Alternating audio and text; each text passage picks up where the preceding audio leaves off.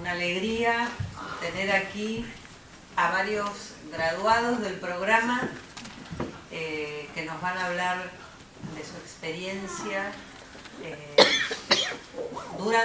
antes de la maestría, durante la maestría y después de la maestría, que es lo que pasa con todo este experimento que es tener aquí en Estados Unidos una maestría de escritura creativa en español, y que consideramos todo que ha tenido bastante resonancia en Latinoamérica, en España, por las redes que se han creado, ¿no? Por las redes que se han creado entre la gente que vino a estudiar acá de todos los distintos países y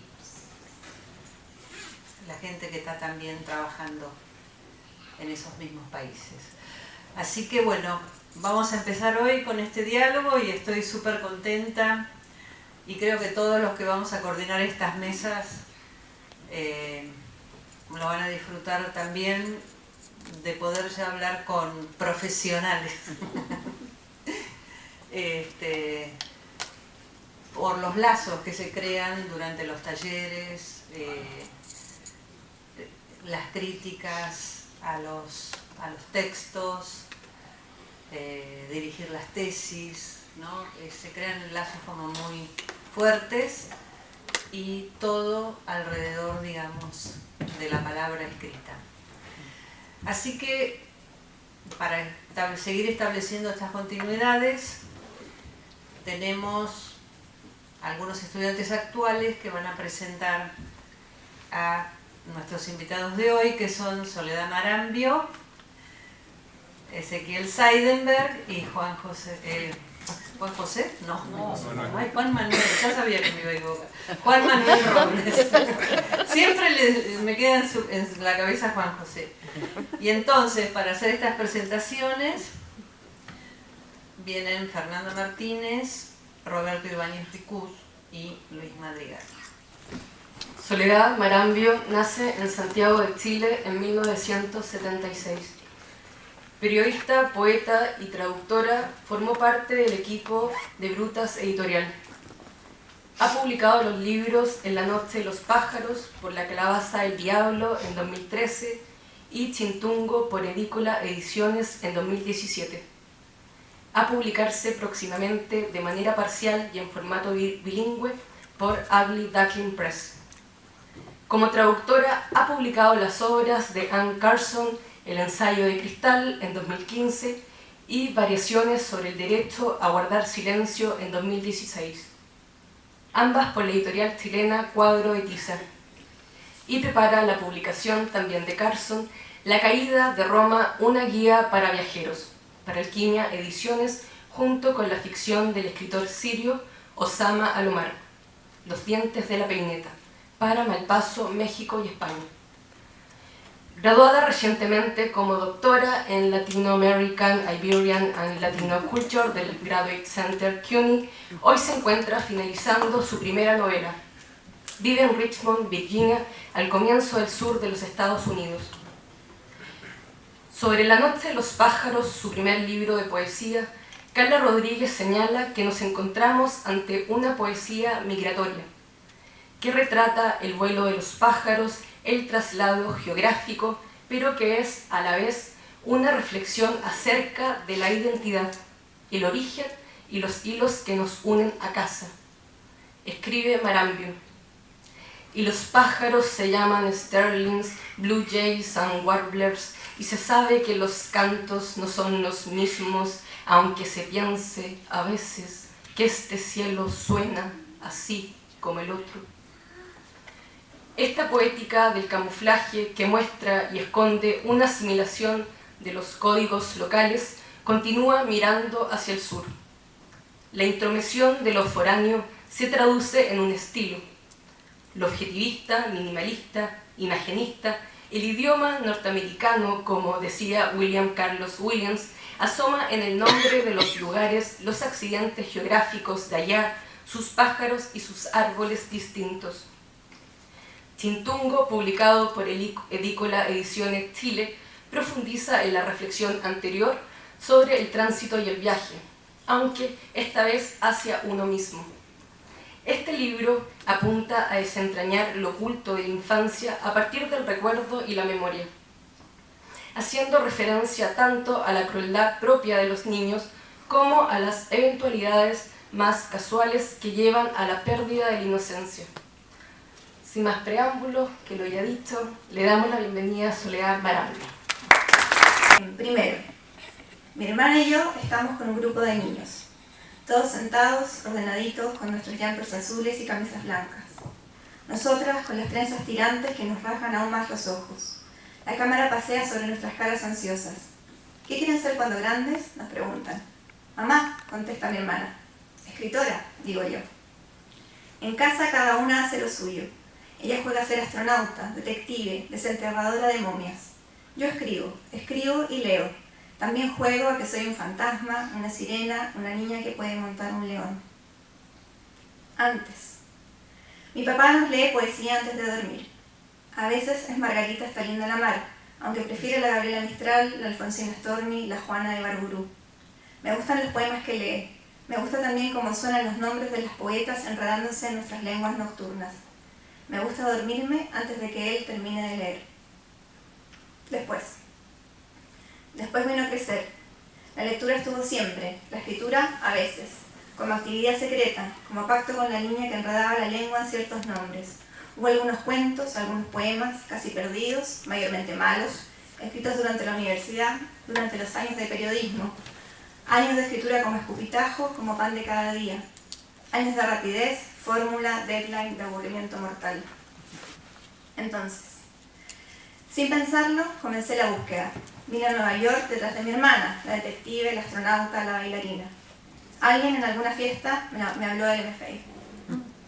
Unos meses después llegué a las salas de NYU, a un periodista, amnésica, queriendo escribir no ficción.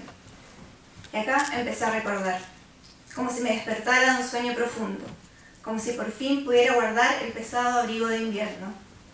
No fue de un día para otro, fue llegando con las tardes, con la voz lenta de Sergio Chefek, con las lecturas que nos daba, los orinocos de Barreto, las definiciones de Roffé, los higos maduros que llenaban los bolsillos de Benjamin. Fue llegando también con Silvia Molloy y sus escrituras del yo, con su forma de hacernos mirarnos, de buscarnos en la página. Mi poemario, que acaba de ser publicado en Chile, y la novela que aún termino, comienzan con textos que escribí para su clase, después de escucharnos a todos hablando en torno a ella. Porque todos íbamos a ser escritores. La mayoría no lo éramos todavía. Estaban Federico Falco, Susana Barragués, que ya escribían, publicaban, que nos dejaban suspendidos en los salones cuando leían algo propio. Nosotros explorábamos, tanteábamos, comentábamos, escritura y horror. En esos intentos, la no ficción se me fue volviendo ajena, impostada. La ficción, lo que más leo, parecía habitar otra tierra distinta a la mía. Y ya me la sé por acordar que no era lo mío.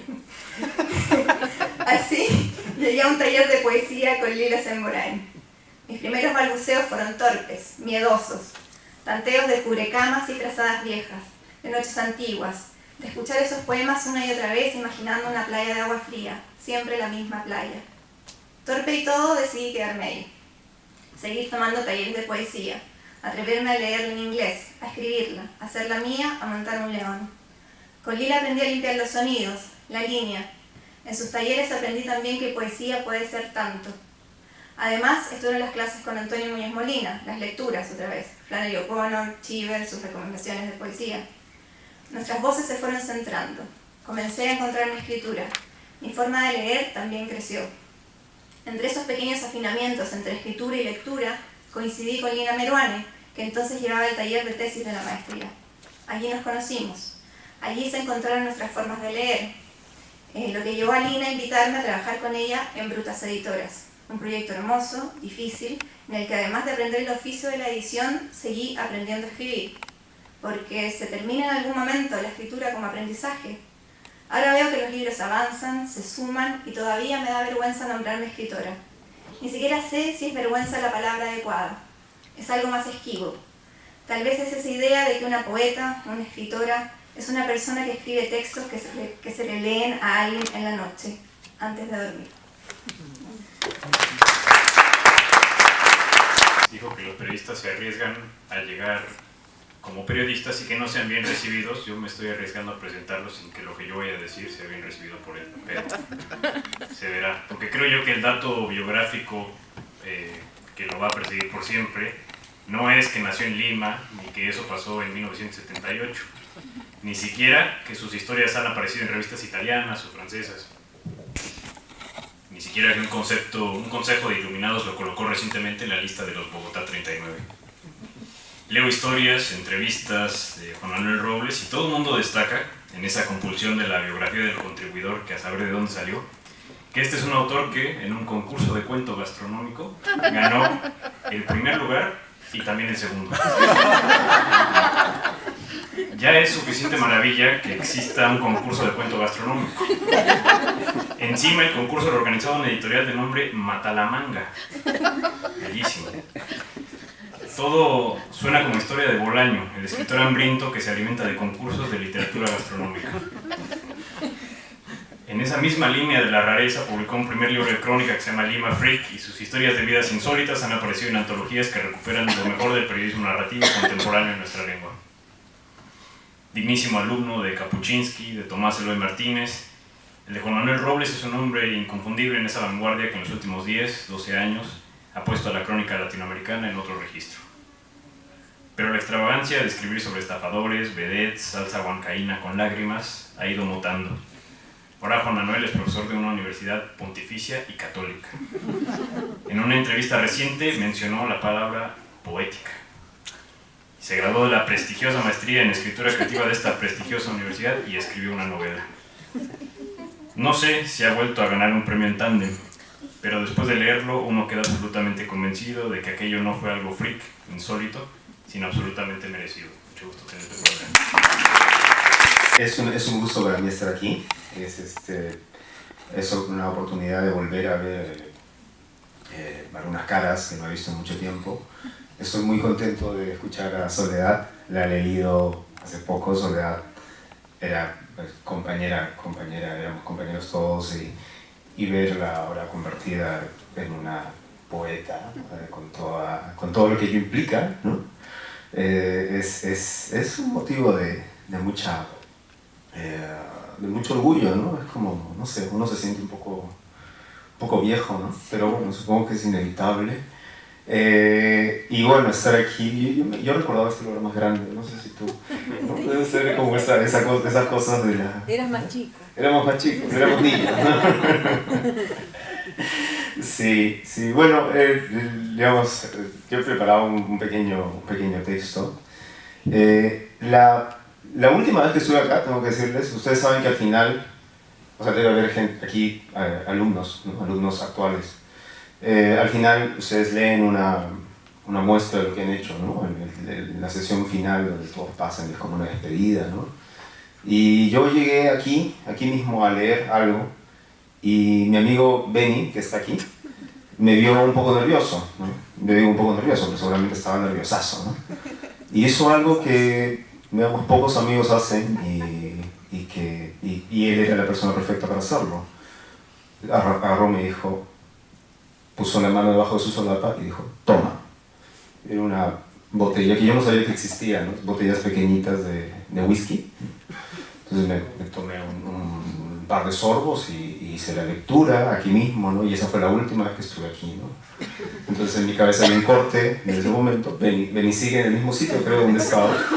Y aquí estoy, la botella. Creo que necesito una botella, pero bueno, ya habrá tiempo después. Voy a leer el texto que no sé por qué lo titulé, pero titulé Nueva Nostalgia. Vine a la ciudad y a la maestría en una época en la que aún no entendía las implicancias de ser escritor. Ni siquiera sabía, supongo, que al llegar aquí estaba tomando oficialmente la decisión de serlo, que esa decisión comprometería para muchas cosas en mi vida. Nunca fui de los que hacen planes claros, como tal vez les ocurrió a otros, a pesar de tener muchas ganas de ser parte del programa, cuya información revisé al detalle, al derecho y al revés. Fue la ciudad de Nueva York la que terminó por seducirme y atraparme. Hay enunciados que parecen lugares comunes, pero en realidad son símbolos en estado esencial. Nueva York y ser escritor es una de esas combinaciones poderosas y obvias. Esta metrópoli ha sido siempre un espacio de vértigo, de inspiración incesante para artistas y creadores. Como en una fábula de Italo Calvino, jóvenes que tuvieron el mismo sueño se encuentran en una misma ciudad. No necesariamente hayan aquello que andaban buscando, pero se apropian de los cuadrantes, los hacen suyos. La ciudad es ese ruido de fondo, la locación fantástica que semanas después de la llegada muestra sus sombras verdaderas, sus rincones inmundos, sus grietas y sus ratas. A los narradores nos gusta a veces que la ciudad sea un personaje más en ciertas tramas, que el temperamento de esa naturaleza muerta se meta por los poros, que altere el compás cerebral, las ideas.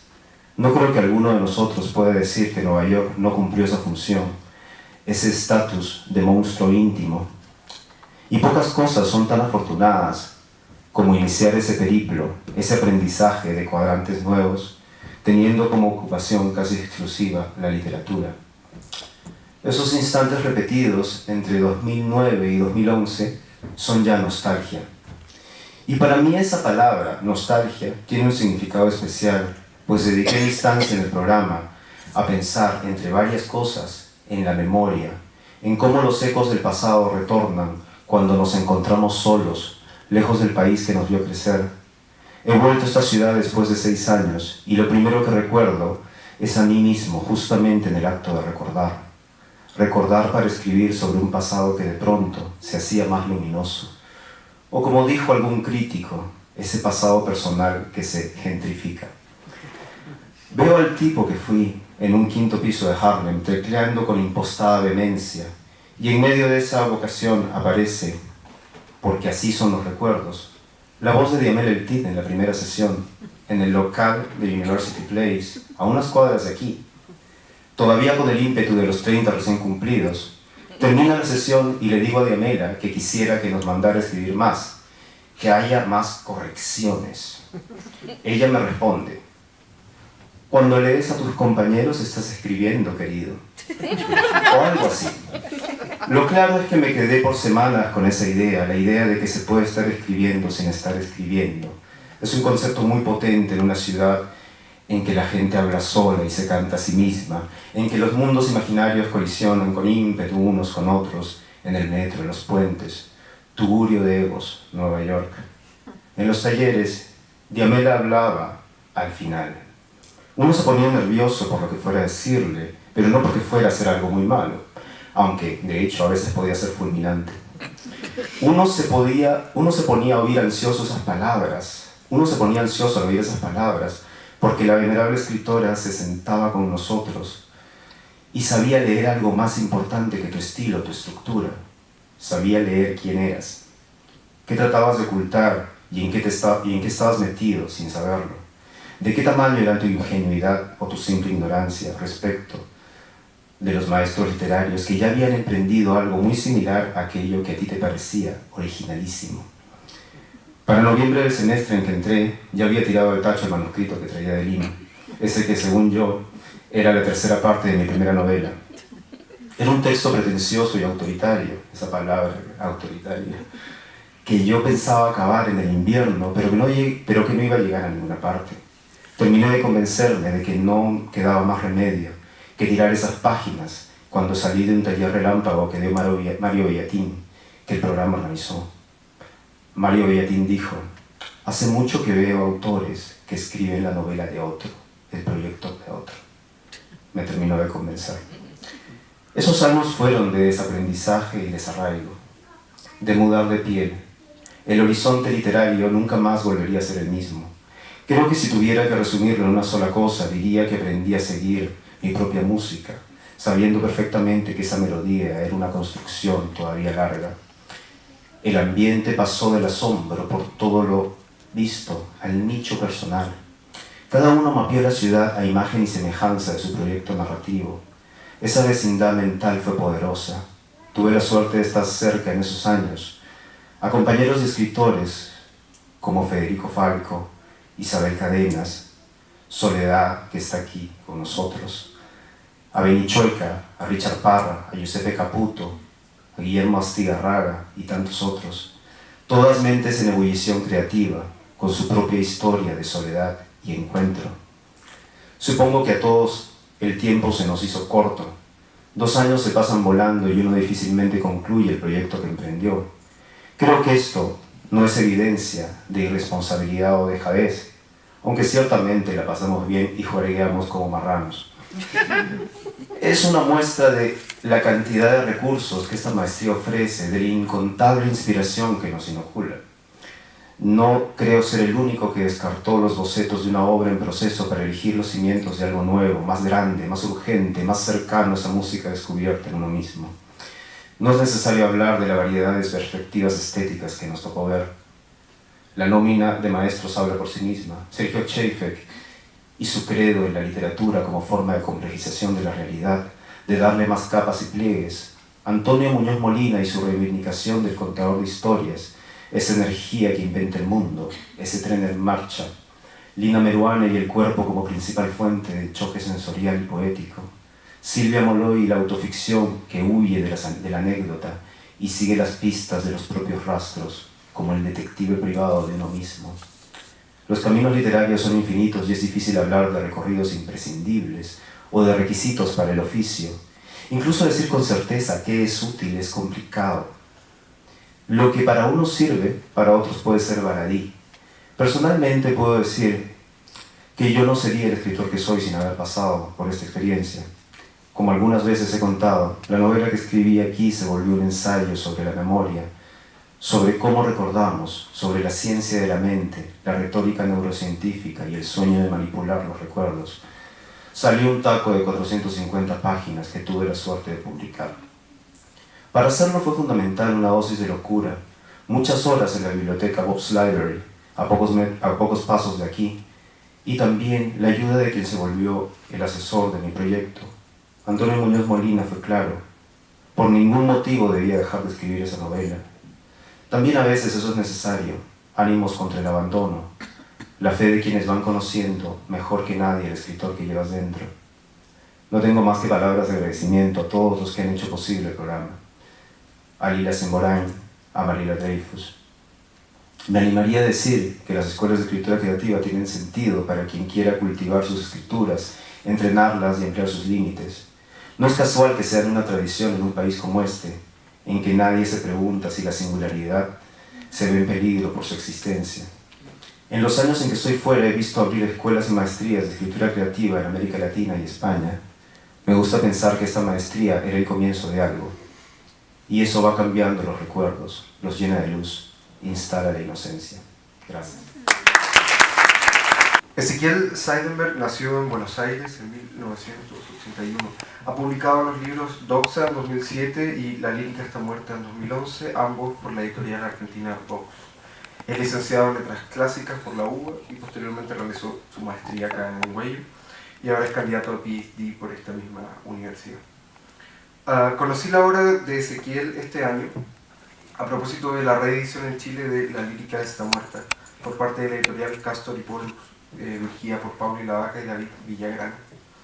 Influenciado y deformado por el historial propio de mi país en discusiones sobre formas líricas, me sorprendió y me sigue sorprendiendo la capacidad de la obra de Ezequiel, y en especial de este segundo volumen, de superar ampliamente la discusión de la que parte. Muy citada es la sentencia de Alejandro Rubio en la antología Monstruos, cuya edición estuvo a cargo de Arturo Carrera en 2001. Justamente esta sentencia, La lírica está muerta. El libro no solo se presenta como una magnífica respuesta a Rubio, sino también como una obligación a repensar los lugares comunes desde los que muchas veces se sostiene la idea de lo contemporáneo en el arte. La historia, la épica, lo lírico, el amor, entre otras antiguallas, se conjugan con temas que a juicio de Ben Bollick, académico de Oxford, se asociarían más al verso libre y al registro coloquial. La escritura de Seidenberg propone justamente un antecedente que ironiza. La lírica siempre está enfrentándose a su muerte próxima, de ahí su fuerza y deseo de trascendencia. Así se explica el largo diálogo que el autor entabla no solo con una genealogía de poetas, sino con ciertas imágenes populares. T.S. Eliot y San Juan de la Cruz, junto a las imágenes de un Che Guevara abatido o Evita Perón. Regreso. Esa es la idea que me cruza cuando leo los poemas de Ezequiel. Regreso no en un sentido negativo, sino más bien en un sentido de volver a darle la vuelta a ciertas cosas. Y lo pongo en las palabras más sencillas e ingenuas que pillo. Una actitud que debe ser vital en un escritor, a mi juicio, no dejar pasar las cosas que se suelen dejar pasar. Volver a visitar ciertos lugares, ciertas poéticas. En la fotografía de presentación de su blog, Ezequiel aparece agachado sosteniendo un tomo de la biblioteca Ayacucho, poesía de Rubén Darío, y mirando directamente a la cámara. Algo así advierte al Albert Salas al leer el poema Doxa, respecto de la extrañeza del cuerpo y la identidad a partir de una pose común, y cito: un gesto sencillo, el apoyar el rostro sobre las manos, los brazos acodados sobre una mesa, quizás un escritorio, apenas eso, nada más, abre la puerta de una anatomía entera. Regreso o recuperación, la poética de Seidenberg, como también podemos advertir en su ejercicio persistente de traducción, seidenberg.com. Su labor como antologador mucho me comunica al respecto del título de la antología Penúltimos, 33 poetas de Argentina, aparecida en México. Esta idea que juega con contemplar siempre lo último del mercado. Y en su última publicación, con ilustraciones de Raquel Cané, Sin Sentidos Comunes, editado Bajo la Luna, el año 2015, que rescata el limerick, forma poética inglesa de tono jocoso. Cito de Wikipedia. Con gran entusiasmo te saludo, Ezequiel, y eso. Gracias. Muchas gracias. Robert, muchas gracias por la presentación, me dejó sin palabras, lo cual siempre es un problema antes de leer un texto, por suerte preparé algo y no me improvisé. La verdad es que temo haberme quedado un poco solemne con lo que preparé, pero ustedes decidirán. Cuando llegué a Nueva York en 2012 pesaba 10 kilos menos que ahora y tenía considerablemente más pelo. Una falta que intento disimular mediante un complicado procedimiento diario que, a fin de no aburrir a nadie, resumiré en 2 palabras: Photoshop líquido. También padecía de un impreciso trastorno gastroesofágico que no pude curar con inhibidores de la bomba de protones. Siempre me gustaron las palabras raras.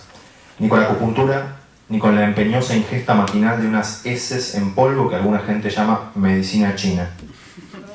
Y ni siquiera con la práctica milenaria del Qigong, que me enseñó que mi animal es el ciervo y que por lo tanto, contra el reflujo corrosivo, lo mejor es trazar de manera alternada con el pulgar y el índice de cada mano círculos en sentido antihorario sobre el vientre, al tiempo que uno emite un chillido que supuestamente reproduce el de dicho mamífero ungulado. Cuando llegué a New York en 2012 había escrito, con más enjundia que talento, 2 libros de poemas y tenía muy avanzado un tercero, que fue el que presenté al solicitar admisión a la maestría de escritura creativa en español de NYU, un proyecto bastante demencial que luego de 9 años está casi terminado. Ustedes que también están en esto comprenderán que casi podría perfectamente significar 3 años más u otros 9, si es que puedo darme ese lujo, como están las cosas en este mundo contaminado de pecado y radioactividad, en palabras del poeta, aunque yo no me olvidaría de la violencia, de la intolerancia y del revival nacionalista. Y de paso aprovecho para mandarles un saludo a todos esos drones que nos están mirando. Además, desde 2005 traducía poemas con frecuencia creciente para mi sitio personal, seidenberg.com, mayoritariamente de autoras y autores de Estados Unidos.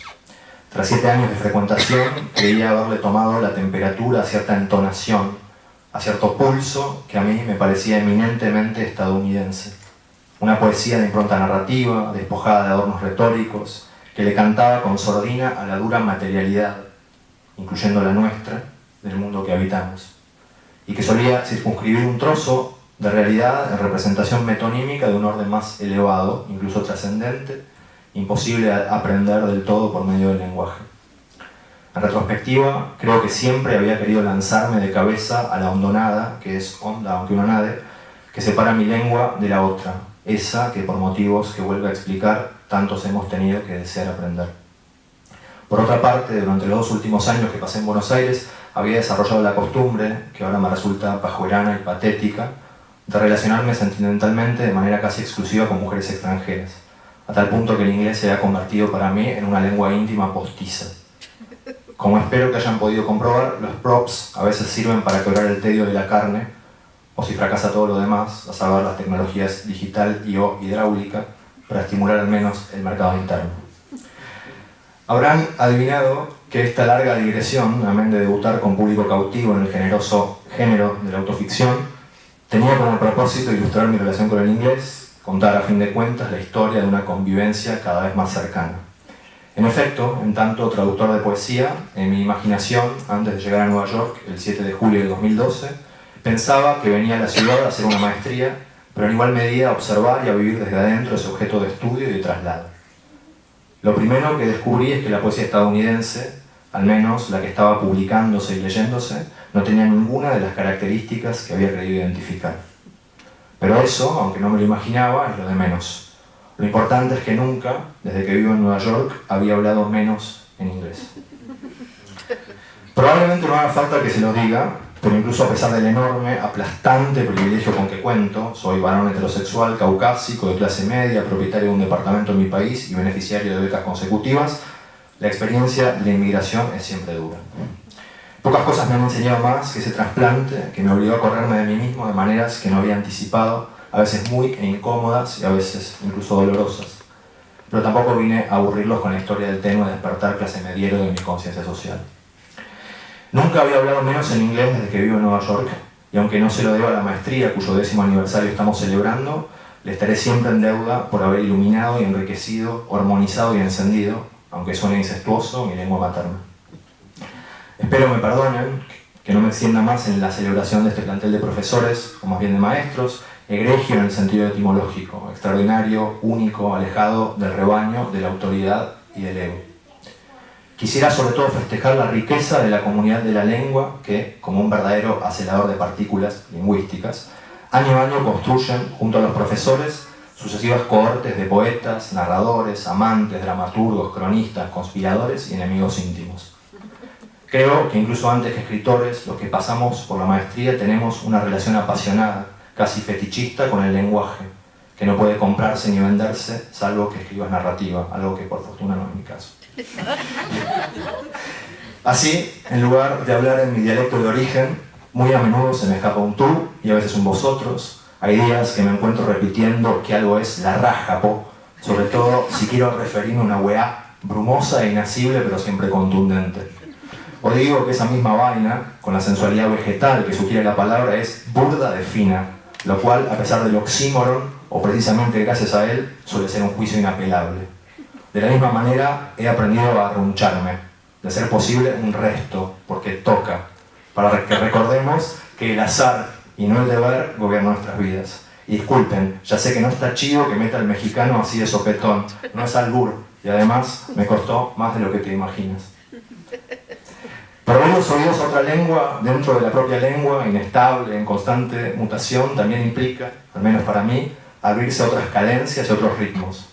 Personalmente, si no fuera por Nueva York y por su música, creo que no habría vuelto a interesarme, al menos no con tanta fuerza, por la rima, tan desprestigiada por la alta poesía como profundamente tatuada en la memoria y la imaginación de todos nosotros. Somos, al fin, karaokes andantes. ¿Y cómo no me iba a volver a convertir al comprobar que una especie de pan ácimo que no se relaciona en lo más mínimo con el de la cultura de mi padre, hasta me dice Wikipedia que se come con cerdo, por la módica magia del sonido se vuelve inseparable de la tal vez más bella locución de la lengua castellana, al menos de Ramón Ayala a esta parte? Me refiero a Casabe y Ya tú sabes, que se buscan entre sí como un misil norcoreano y un ralo peluquín anaranjado. Quisiera terminar a riesgo de aburrir a las señoras y señores que no hablan castellano y que solo han venido a disfrutar del vino y de los quesos, con un poema que ojalá venga al caso. La poesía nueva. Cierto, cagaron. La poesía nueva. Con perdón de antemano, por si acaso pudiera parecerte pesimismo, la poesía nueva va a ser madre y no hija de su atraso, aunque nadie se lo exija, y por más que haya alguno que le ladre, va a cortar por lo sano tras recoger el dado que en medio de un berrinche había tirado. Va a volver a lo mismo que le dio resultado hace no tanto, la costura del canto, aunque la gente a veces se tape las orejas con las manos como rejas para no oír más que un zumbido, ya tú sabes, las nueces, poco ruido que de algún modo dura. Por más que venga el trote con jirones de canciones, no te desilusiones ni le pidas que frote la lámpara en cuestión de innovaciones, aunque haya poca gente que retenga tal cual su melodía y la gran mayoría la escuche de rebote, igual no será un mero rebrote pasajero ni una puesta en escena.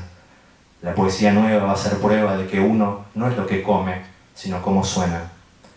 Con premeditación y alevosía, pero sin mayor motivo, la poesía nueva va a ser igual de exigua que la antigua para expresar el salto evolutivo entre las rosas y las cabras, las palabras y las cosas, por mucho que las abras para ver cómo están hechas por dentro, y enseguida las cosas otra vez por el centro, respetándoles la vida, son la ruda y porosa materia de la prosa. La poesía nueva va a ser sin duda alguna cosa seria, como el tétanos, la polio y la difteria, pero sin la vacuna. Habrá quien argumente que le cansa porque abreva una vez más en la espinosa esperanza a la que todavía parece que le queda alguna pluma, pero en suma, por fortuna, la poesía nueva no va a dejar a nadie indiferente, aunque haga lo que pueda y no reinvente la rueda ni la forje en el fuego de su ego. Éramos pocos y volvió la abuela a musicalizar otra precuela. Gracias.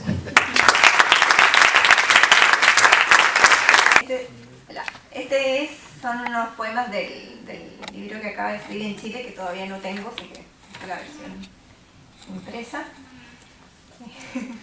Sí. Este se llama Simeón. A mí me daba vergüenza el nombre que a él le daba vergüenza. Simón, él decía a veces. Simón, decía yo cuando me preguntaban. Pero la respuesta no era un Simón contundente. Cuando él decía Simón, cuando yo decía, aparecía un poco el sonido oculto, un poco de la persona detrás de ese sonido, pero luego se guardaba, como él se guardaba. O yo decía Simeón con todas sus letras, para comenzar de inmediato a contar que los niños de cuando él era niño se reían de su nombre. Que se mea, decían, y él, parece que estoy segura, se quedaba callado. Una vez su hermana quiso defenderlo de los niños que quiebran nombres. No se llama Simeón, les gritó enojada. Se llama Chintungo. La última vez que fui a Las Cruces, un viejo que leía el diario al lado de un montón de leña se acercó a nosotros y le palmeó la espalda. «Qué bueno verte, Chintungo», le dijo. Voy a leer un parcito más. Se llama 1 de noviembre. Nos montaban en el auto para llevarnos a la costa. A ver quién ve primero el mar, desafiaban. Entonces una gritaba, ahí está, yo vi el mar, yo gané, y la otra alegaba desventajas, de altura, de edad, de ubicación dentro del auto. Y luego estaba el puesto de lechugas y el caminito por el que salíamos de la carretera hacia el cerro, suspendiendo el mar. Así llegábamos a la tumba blanca de la Ana que no conocimos. Una tumba con un cerrito de cemento hinchado que jugábamos a saltar o que recorríamos corriendo, siguiendo la grieta que separaba su cuerpo de los otros cuerpos sin nombre. No salten arriba de los muertos, nos decían, mientras Chintungo y la Alconda traían agua del estero para limpiar la piedra, el nombre, las fechas, lavándole la cara a una Ana muy dormida. Mi hermana y yo dejábamos los saltos para inspeccionar los baldes. Buscábamos renacuajos que luego abandonaríamos en la tierra caliente. El mar no se veía desde ahí, pero podíamos oler la sal.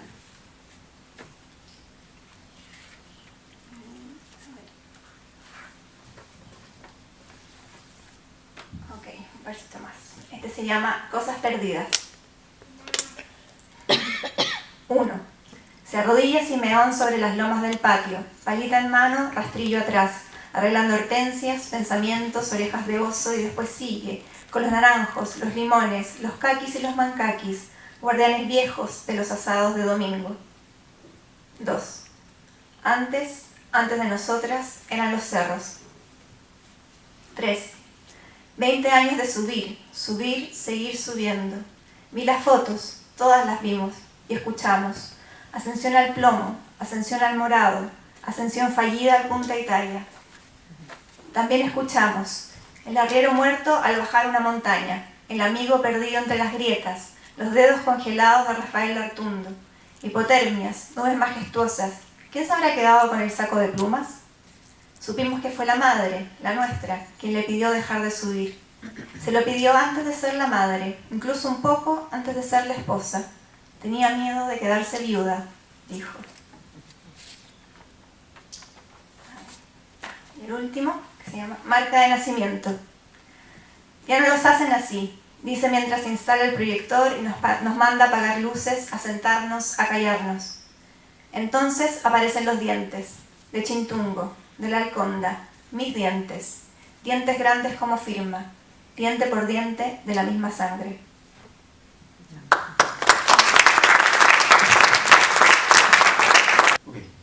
Voy a leer un fragmento de un relato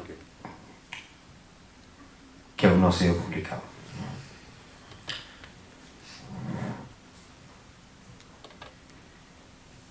La gente suele repetir que sus abuelos viven en otra época, que por eso no entienden nada, porque ven las cosas que pasan hoy como si todavía vivieran en su tiempo, un tiempo en el que, por ejemplo, no estaba bien visto que dos hombres se besaran, o que dos mujeres adoptaran juntas a un bebé, o que una madre de familia buscara con el localizador satelital tridimensional a un chico con quien desnudarse y tener sexo una tarde cualquiera.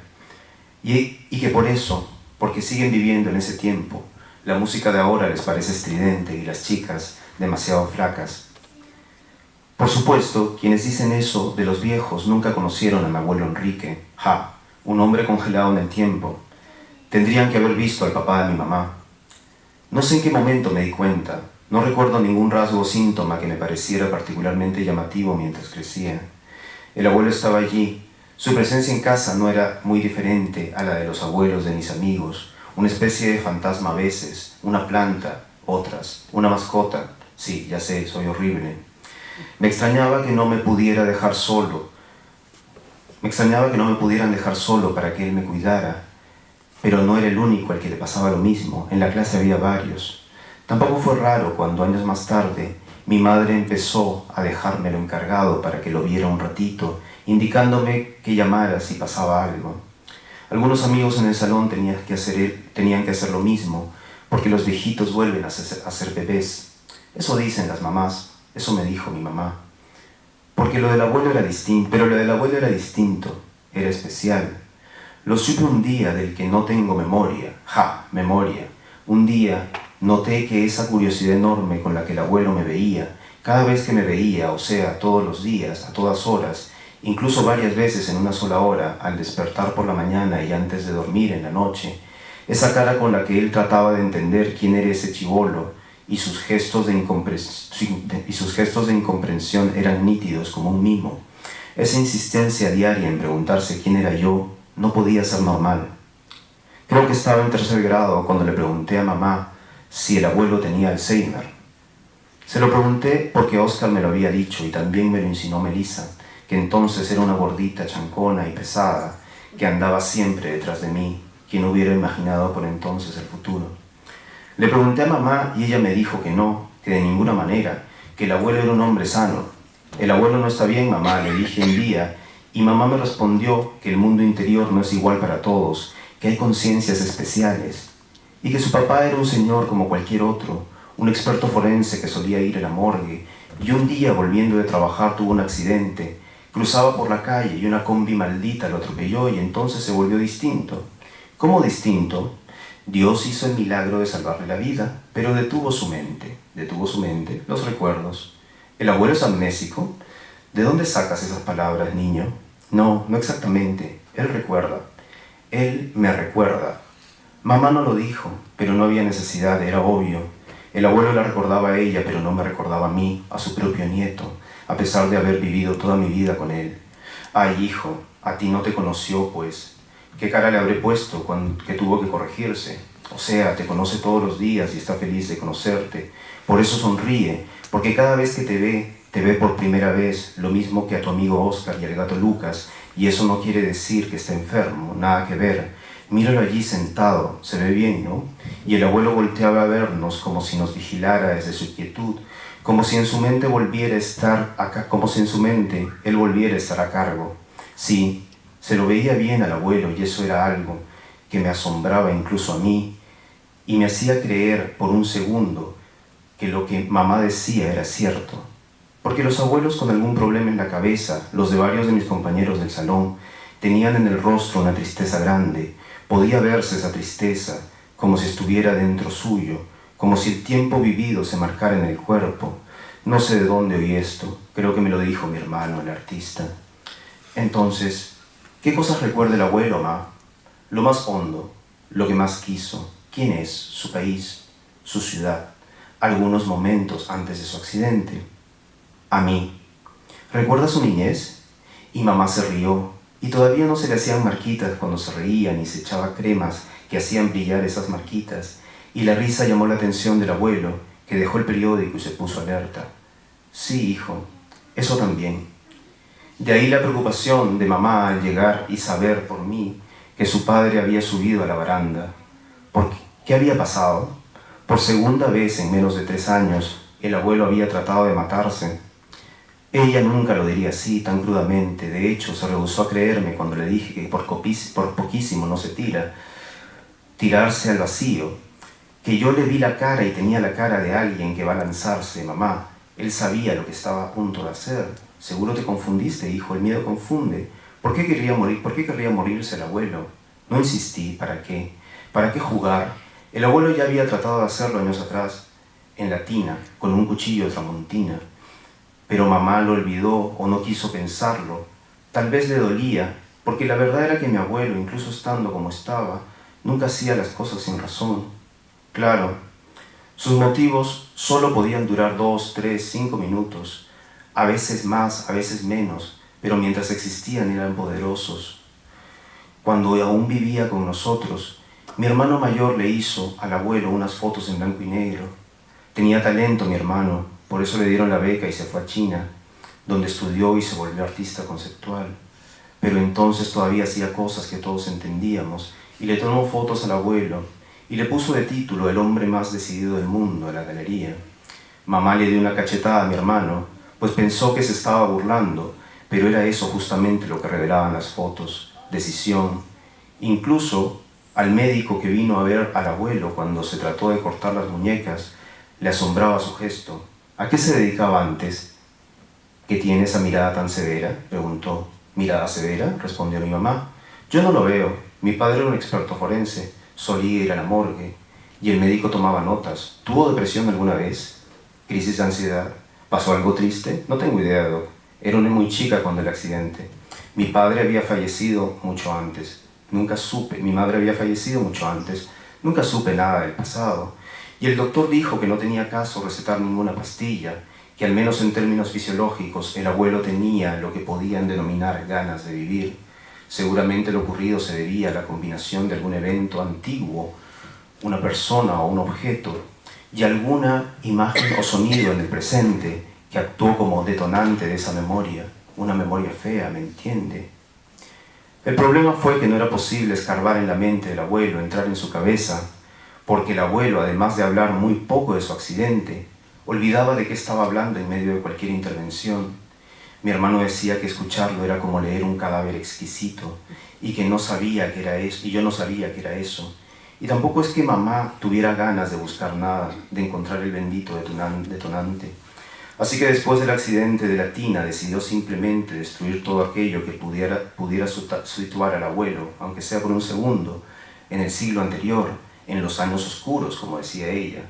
Fue implacable en su empeño. Ya había vendido hacía años la casa con jardín en la que pasó su infancia, pero esta vez fue más radical. Se deshizo de todos los muebles, los adornos y los cuadros, y sacó, por si las moscas, los calendarios. No vaya a ser que el hecho de leer allí el año en curso, en vez de revelarle al abuelo lo lejos que estaba de la vida en la que se detuvo su mente, fuera en cambio un recordatorio del tiempo, de la existencia de un plan, de un propósito, una urgencia, una agenda, un fin. Y hasta la poca ropa que le quedaba de antes se la llevaron para abrigar a los vagabundos, y los llaveros y los zapatos, y su colección de monedas. Y mamá sacó la radio porque a cierta hora todas las estaciones pasaban música del recuerdo. Ella no lo dijo, Pero al verla de vez en cuando yo pensaba, era muy chico, pero ya lo pensaba, a mamá le gusta ser la única memoria del abuelo, la memoria más grata, la fuente de una felicidad que no se gasta. Cuando estaban juntos era como si yo no existiera, y de algún modo era cierto, todavía no existía. Hay un libro que acaba de salir que Robert no mencionó, que se llama Bichos, sonetos y comentarios. Son unos sonetos míos con comentarios en verso libre de Mirta Rosenberg, una poeta argentina. Y quiero recitar un par de esos poemas que van a tardar muy poco tiempo y espero no aburrirlos. El primero que voy a dar se llama Avispa, es una especie de versión hiperbarroca de Felices los Cuatro de Maluma. Chispa en el ojo, aguja que se crispa, brasa amarilla que dibuja un tizne de carbonilla sobre el aire, cisne pobre de que fastidiado fuiste disparado en busca del agua de mi piel, es fragua brusca ese volcán enano que levantó en el canto de mi mano tu manto a rayas. Yo, vos, ella, él, somos hermanos en la mella, un solo filo centella en traje de presidio. Te perdono el ultraje, no te envidio tu encono, sé que es natural el dolo. Yo también hice el mal, vos, perdóname, que aunque no quise, tu aguijón te ame. Salud. Grillo. Largo el tobillo bajo una anca gruesa de rana, el grillo es, sin embargo, pollo con pasión vana por el salto. En su hoyo de amor se obstina en un contralto, en presa fácil de buscar presa. Ese don Juan, en avatar castrato de tenor tenue, hace rato añeja su licor que se apura en pareja. Así, en su afán ciego de repetirse en la figura y el canto, luego, como vino, parte a propagar el desencanto. Su arte no es para tanto, es insistencia pura sin cadencia, martillo que se frota en estribillo de una sola nota. Y para terminar, alacrán. El alacrán carnal, el de la espalda del brazo con puñal. ¿Soy yo? ¿Sos vos? Dos alfileres romos en un costurero es lo que somos. Al final da igual si el mundo es un dedal, pañuelo de metal, de batirse a duelo. A cada cual su alacrán, su lacra nacarada, pero la nada y su aguijón, sabelo, son señuelo y carnada. Hacete fan del alacrán, su don, su impar talento, hipnotizar con la ficción del cuento pendiente. Y no te miento, el alacrán, frente a los dos, suspende nuestra historia, vaivén del burro ante la zanahoria. Gracias. Cierta nostalgia de lo que era la maestría, de los impactos, ¿no? De los impactos que produjo a nivel de cambiar completamente las estructuras de vida, ¿no? Porque la distancia genera como, la distancia y el hecho de ser todos extranjeros genera como una vibración que hace que se hayan modificado muchas cosas para todos. Y también hemos visto, o por lo menos lo que dice Ezequiel con respecto a la lengua, que me parece súper importante, que modificaciones se producen en lo que es el español de cada uno, ¿no? A partir de estar viviendo en esta situación incómoda. Y eso fue como uno de los aspectos que me parece interesante también preguntarle a nosotros, qué pasa con la lengua. Y cuando estaba hablando, ya le voy a decir Ay, Dios. JM. Otra vez, Juan Manuel. No, Roble, porque para mí es Roble directamente. Cuando estaba hablando Robles y su relación con New York, mejor que dejémoslo así, y su relación y los cambios, digamos, que le produjo, o el impacto que le produjo el hecho de vivir en New York, ¿no? Le quería preguntar, digamos, por ejemplo a Sole, ¿cuál sería el impacto que te produjo el hecho de vivir en New York y los impactos en la lengua escrita o en lo que escribiste durante la maestría y después, digamos? ¿O qué sería lo que quedó de eso ahora, en lo que estás escribiendo ahora? A ver, las dos cosas son también fueron parte de mi experiencia, el tema de cómo creció mi español, y no solo la lengua, sino que también como la conciencia de lo que se estaba escribiendo en otros lados de Latinoamérica, y lo que se sigue escribiendo, porque, como hablaba Juan Manuel también, conocemos gente ahora que ya está escribiendo en Perú, en Colombia, en Argentina, y eso agranda la cabeza también, te saca como de la parcela de donde viene. Y a mí me enriqueció, absolutamente. Fue, creo que también, en mi caso, una experiencia paralela al tema de empezar a traducir. Entre la traducción y esta apertura hacia los distintos tipos de español, creo que sí, de todas maneras enriqueció mi trabajo con la lengua. A veces me pasa que tengo una duda si es chileno o es argentino, si era maleta o valija. Pues me casé además con un argentino, entonces la contaminación ha sido más fluida.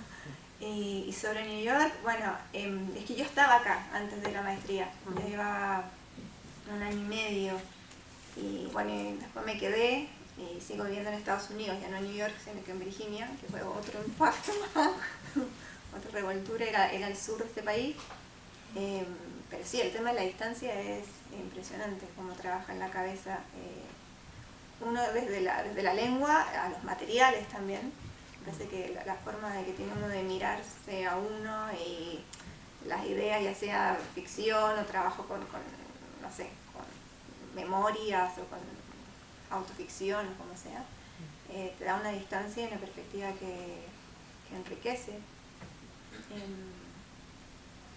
Yo creo, no sé, no pienso, o tal vez sí, pero quizás cuánto me hubiera demorado. Si me hubiera quedado en Chile, no sé si hubiera escrito, o tan... Bueno, no fue tan pronto porque ya estaba bastante grande cuando vine, pero tal vez me hubiera demorado mucho más. No sé, creo que el impacto desbloqueó algo.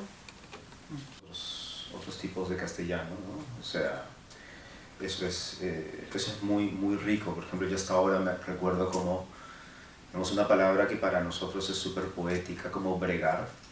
Los puertorriqueños lo usan tan cotidianamente y era como genial, bregando. Pero es muy exacta esa, ¿no? Porque lidiar es espantoso, ¿no? Totalmente, estoy lidiando. claro, y es cotidiana, el habla común, entonces, digamos, así, digamos, ibas ampliando el vocabulario. Por un lado, yo creo que pasaba eso, pero por otro también había una definición muy clara de el lenguaje propio. O sea, en mi caso era un lenguaje peruano. Yo, digamos, tengo una generación, bueno, yo soy de una generación en que los escritores quisieron ser cosmopolita de facto, ¿no? Entonces, en vez de poner casaca, que decimos nosotros, le borraban, ponían chaqueta. En vez de poner lentes, le borraban y ponían gafas, ¿no? Pensando en que los descubra algún editor en España, ¿no? Pero ¿no sería también por leer traducciones que pasaba eso? Por supuesto, hay varias razones, digamos. Sí, nosotros no tenemos traducciones en el Perú, digamos, de literatura hace años que no tenemos traducciones hechas por peruanos, ¿no? Pero sí hubo en algún momento una idea de que había una suerte de castellano neutro, ¿no? Entonces yo creo que también tiene que ver con que es muy difícil convivir entre tantos latinoamericanos, salvo en esta ciudad. Y salvo en algún momento, hace 10 años en Barcelona, antes de que pasara lo que está ocurriendo ahora, ¿no? Digamos, antes en Barcelona sí había como una convivencia de venezolanos, peruanos, ecuatorianos, ¿no? Eso yo solo lo he visto aquí y tiene esas dos corrientes, ¿no? Por un lado, complementa, pero por otro lado, a mí se me hizo muy claro que reforzaba el asunto, ¿no? Reforzaba. Y para mí, en mi caso particular fue todo un aprendizaje porque yo vengo del periodismo, de la no ficción, y el periodismo tiene que aclarar todo.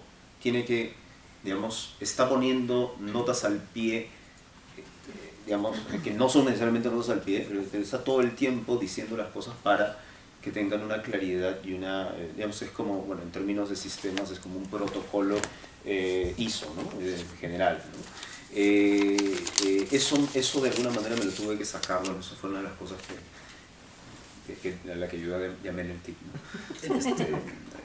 A quien no le importa, digamos, bueno, quien no sepa que se las arregle, ¿no? Sí, y bueno, volver a Lima, yo volví a seguir escribiendo, ¿no? Yo ya había empezado a escribir y volví a seguir escribiendo y bueno, nada, al principio pues es horrible volver a cualquier ciudad latinoamericana después de haber vivido acá, ¿no? O sea, no hay ninguna duda, o sea, sí, ahora mi novia está aquí y está viviendo, o sea, en la ciudad en la que yo viví y es como, o sea, sí, es una ciudad estupenda, ¿no? Sobre todo si todavía eres un poco joven y te dedicas a la escritura o al arte o no sé, digamos, a la fotografía, ¿no? O a la moda, ¿no? Todos tenemos amigos que están más o menos en eso, ¿no? Y bajas un peldaño en la escala social, pero, digamos, para todos tus amigos que se han quedado en los países latinoamericanos, tú estás viviendo la vida bomba, ¿no? Sí, hay una serie de valores simbólicos, ¿no? Pero lo importante para mí fue como que comenzar a escribir y seguir escribiendo, ¿no? O sea, yo ya no hubo vuelta atrás, ¿no? No hubo vuelta atrás. No, bueno, en realidad yo tenía una idea, como trataba de explicar en el texto, de lo que era la poesía estadounidense, ¿no? Como algo, una tradición muy matter of fact, ¿no? Narrativa, despojada, ¿no? Donde la materialidad del mundo y los cuerpos tenía el lugar central. Y me encontré con un mundo todavía más estratificado, donde se valora sobre todo cierto experimentalismo que ya comienza a envejecer, donde es muy difícil entrar en los círculos que están muy, diría, muy institucionalizados en torno a otras maestrías, las maestrías en inglés, a revistas, a editoriales que rechazan sistemáticamente a mucha gente que conozco y amigos incluso estadounidenses, ¿no? Que son poetas. Tengo una amiga que es poeta estadounidense que publicó sus 2 libros en Argentina, España y México y que todavía es inédita en Estados Unidos porque escribe poesía lírica. De manera que bueno, fue una sorpresa y nada, me alegra haberme sorprendido de esa manera. También yo que venía con un formato, digamos, más cerrado, que tenía con cierta soberbia y tontería de la digamos, primera juventud, digamos, yo llegué con 31 años, pero todavía tenía ese empuje de los 20 que me transportaba, ya lo he perdido cada vez más, y el pelo empieza a desinflarse, el Photoshop ya dejó de actuar. Nada, me alegro de que fue una experiencia digamos, de apertura y de humildad para mí estar acá, y eso me parece Tengo una seguidilla. Dale, pero no te ensañes. ¿Te parece que el experimentalismo que hay acá en Estados Unidos y el hecho de que ahora estés escribiendo sonetos y trabajando tanto la rima, etcétera, fue como una reacción ante eso que te encontraste acá? En parte puede ser, pero yo creo que ya era una persona reaccionaria lamentablemente desde antes, ¿no? Que no quisiera echarle la culpa a nadie, mejor asumir mis culpas. Pero bueno, a mí siempre me gustó mucho el barroco, y no tanto el neobarroco como el barroco, digamos, gongorino. Y bueno, traté de escribir estos sonetos que tienen un poco una matriz que viene de ahí, pero que intentaba llevar hacia un lugar más contemporáneo. De todas maneras, Sí me parece que hay una vuelta en Estados Unidos a cierto debate sobre la vigencia o la actualidad de la lírica, que es algo que está llegando con poetas, por ejemplo, el éxito de un poeta como Ocean Vuong, que es un poeta hiperlírico, es testimonio, me parece, de cierto interés renovado por el lirismo, ¿no? Y me parece que esa matriz como experimental que se venía aceptando como la norma empieza a abrir paso a otras posibilidades también, que como siempre no son posibilidades exclusivamente futuras, sino que recuperan tradiciones pasadas que han quedado soslayadas, ¿no? Creo que digamos, en algún momento me di cuenta que había continuidades, pero había quiebres. O sea, hay un mito latinoamericano, anglosajón, del periodista que pasa a ser escritor. Es como, ¿no?, la idea de Hemingway, García Márquez, ¿no? Tomás Eloy Martínez, ¿no? Digamos, de alguna manera ese mito nos ha contaminado también, digamos, aunque en menor medida creo a mi generación, ¿no? Porque también tuvo que ver con un tipo de escritura, ¿no? Cuando uno, digamos, hace poco para algunos, como en el aniversario de 100 años de soledad, he vuelto a leer a García Márquez, ¿no? Y la prosa tiene el vigor del periodismo, que luego uno se da cuenta que es un vigor de la cosa, digamos, del texto hecho por alguna máquina más poderosa que el escritor, ¿no? O sea, hay una relación directa en la idea que tenemos de la prensa y la máquina, ¿no? y ese vigor de locomotora con un texto que se produce así, que está en otras partes, ¿no? Entonces, en algún momento, digamos, lo que parece una continuidad, yo me di cuenta de que no era tal cosa, sino que implicaba una ruptura, porque el tipo de escritura que yo había hecho, digamos, no servía para la ficción, o no era suficiente para la ficción, o tenía que guardarlo un rato y luego volver digamos, a utilizar parte de las energías, ¿no? Yo lo que creo ahora es que de la crónica quedan energías que están en la ficción, pero la decisión sí fue vista como radical por mí en ese momento, ¿no? O sea, digamos, yo había tomado una decisión y de hecho implicó digamos, un detenimiento de un tipo de trabajo como cronista, ¿no? Igual, digamos, o sea, yo he vuelto a hacer crónicas después, ¿no? Y felizmente he visto la alimentación de la ficción en la crónica, ¿no?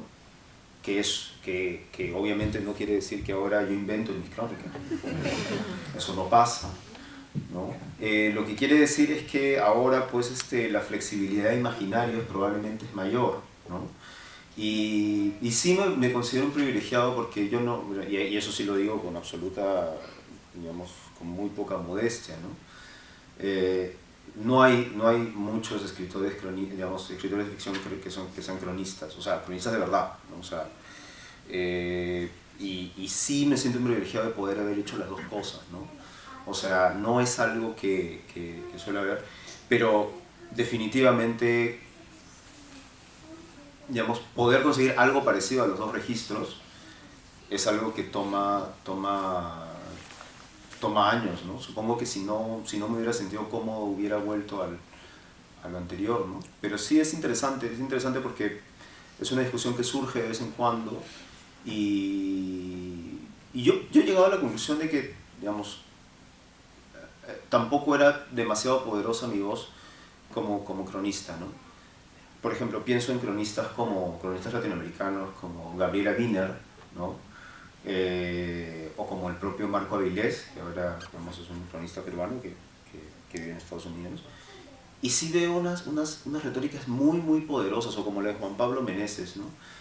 Tan poderosas que yo digo, bueno, si este pata lo veo después escribiendo sobre una ficción imaginaria, como que no le voy a creer absolutamente nada, ¿no?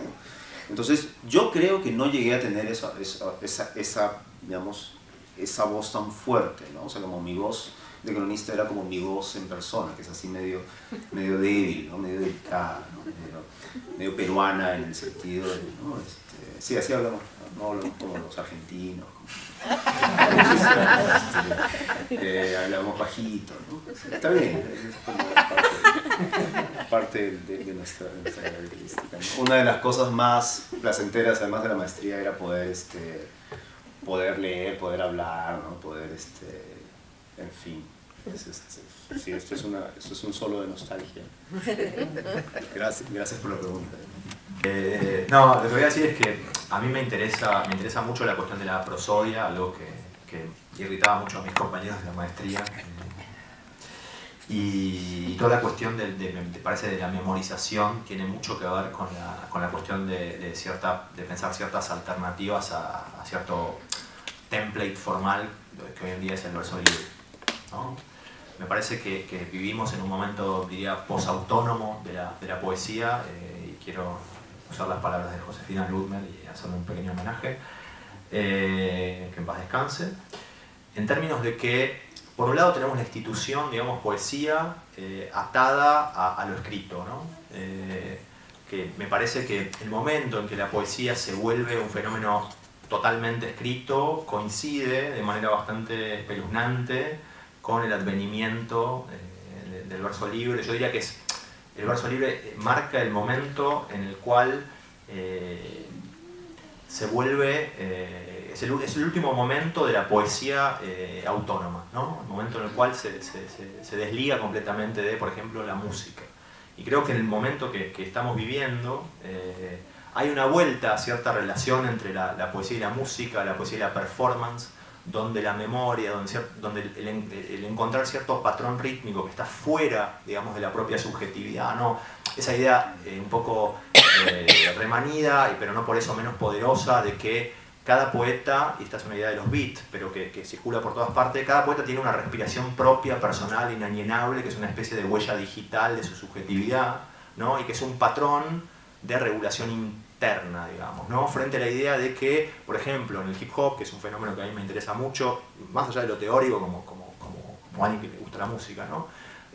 Obviamente que no hay un sonsonete métrico, como diría un endecasílabo o un alejandrino, etcétera, sino que hay una oscilación, digamos, de la voz, pero a partir de un patrón que es externo, ¿no? Un compás de 4x4 que se repite casi exclusivamente en todas las canciones, digo, la música pop es eminentemente en un 99.99% uniforme rítmicamente, ¿no? Y de hecho en las letras de las canciones todavía sobreviven los patrones métricos y rítmicos antiguos, ¿no? Incluso uno escucha punk rock que uno diría que levanta todavía las banderas de la contracultura y demás, y está todo rimado, con rima asonante, etcétera, etcétera, y casi en octosílabos, ¿no? Por eso a mí me interesa de alguna manera como recuperar, y el hecho de que Bob Dylan haya ganado el premio Nobel anterior de literatura me parece particularmente señero.